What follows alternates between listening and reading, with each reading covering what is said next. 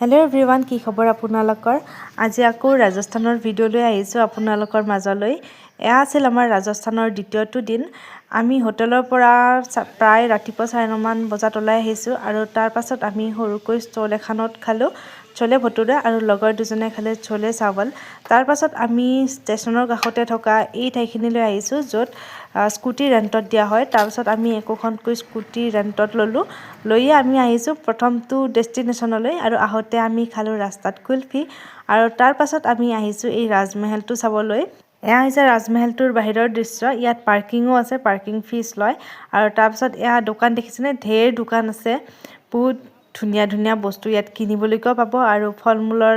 চাট বনাইও দিয়ে ভাল লাগে খাই আৰু আমিতো ট্ৰাই কৰিছিলো আপোনালোকে যদি বিচাৰে ট্ৰাই কৰিব পাৰে আৰু তাৰ পাছত আমি টিকট কাউন্টাৰত গৈ 4টা টিকট লৈ ললো 4 জনৰ বাবে এটা টিকটৰ দাম কি জানি 200 নে 250 কৈ আছিল হলেও আমি ভিতৰলৈ গলো আৰু এয়া হৈছে ভিতৰৰ দৃশ্য প্ৰথম গৈ আমি দেখিলো এটা পুখুৰী তাত বুলে ৰাণী সকলে গা ধুইছিল আৰু এই পুখুৰীটোৰ পাৰৰ পৰা চাওকচোন জয়পুৰৰ আধা অংশ দেখা পায় ধুনিয়াকৈ এয়া চাওকচোন ধুনিয়া লাগিছে ন পৰিবেশটো আৰু তাৰ পাছত আমি গলো ভিতৰলৈ ভিতৰ দৃশ্য আপোনালোকক দেখাই আছো আৰু ইয়াত ভিতৰত সোমোৱাৰ লগে লগে এই দৃশ্যটো দেখা পাইছো ইয়াত বহুতে ৰাজস্থানী ড্ৰেছ পিন্ধিছে আৰু ৰীল বনাই আছে আপোনালোকেও যদি বিচাৰে তেনেহলে ট্ৰাই কৰিব পাৰে আৰু ৰীলত বাজি থকা গান দেখি আমাৰ জনকটো ৰখোৱা টানেই হৈছিলে আৰু এয়া হৈছে ৰাজমহলৰ ভিতৰৰ দৃশ্য এয়া মই অকণমান দেখাই দিছো বাকিনো কি দেখুৱাম সবতে ৰাজমহলবোৰ একেই থাকে এয়া ৰাজমহলটোৰ তলৰখিনিত মানে এই ফ্লোৰটোত আমি দেখিছো ৰাণীৰ ড্ৰেছিং ৰুম টয়লেট পাকঘৰ এইবিলাক সবেই আছে আমি গাইড এজনে আনক দেখুৱাই থাকোতে আমিও পিছে গৈ চাই আহিলো একেলগে আৰু তাৰ পাছত আহিছো ওপৰলৈ এয়া হৈছে ওপৰৰ দৃশ্য এয়াও বহুত বেছি ধুনিয়াই আছিল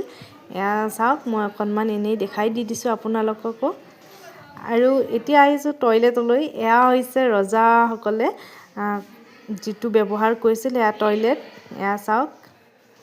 আৰু তাৰ পাছত আহিছো আমি টুৰিষ্ট সকলে ব্যৱহাৰ কৰিব পৰা টয়লেটলৈ ইয়াতো ধুনিয়া ব্যৱস্থা আছে ইয়া দেখিছেনে ইয়া টয়লেট বোৰ আছে লেডিজৰ বাবে এক্সট্ৰা জেন্টছৰ বাবে এক্সট্ৰা আৰু 2-3টা মান মানুহে যাব পাৰে ভালেখিনি ব্যৱস্থা কৰিছে আৰু এয়া হৈছে পিছৰ দৃশ্য এয়া চাওক